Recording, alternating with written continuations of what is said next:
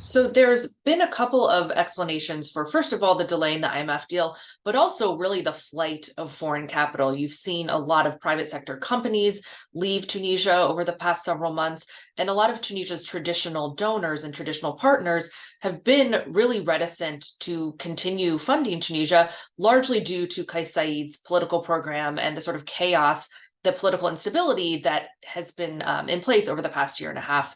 So the IMF did reach a staff level agreement with the Tunisian government back in the fall, but they have postponed numerous times the actual vote on that deal, partially because the Tunisian government has not been able to satisfy the conditions that the IMF has put forward. There's a lot of fear from the IMF that the Tunisian government won't actually put into place the conditions that are necessary for economic growth, including the privatization of state-owned enterprises, reducing some of the subsidies, addressing the public sector wage bill.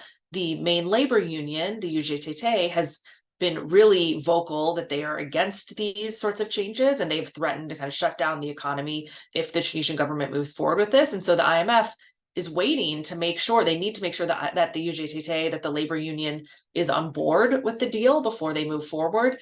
And that's really made things just come to a standstill, because there's not really a scenario right now that the union would agree to the conditions the IMF needs, or that the IMF is willing to change its conditions. So Tunisia is in a really, really difficult position right now as far as getting external financing.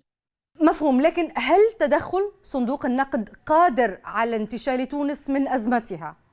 So certainly not in the short term. I mean, the IMF deal is important for two reasons. One is the actual $1.9 billion that it would provide over the term of the deal. But more importantly than that is the sort of giving confidence to the other investors.